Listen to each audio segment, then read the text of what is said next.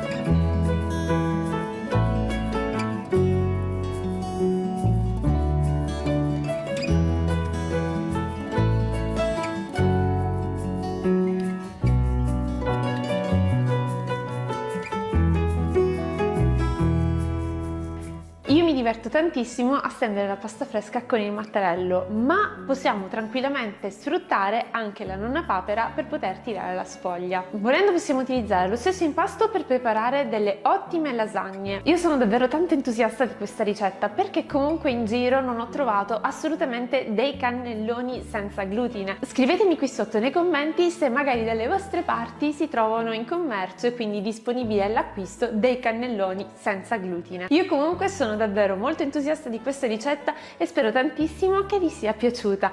Quindi, siccome il video finisce qui, vi invito a lasciarmi un like e scrivermi qui sotto nei commenti, e se non l'avete ancora fatto iscrivetevi al mio canale e attivate la campanella delle notifiche per non perdervi i prossimi video.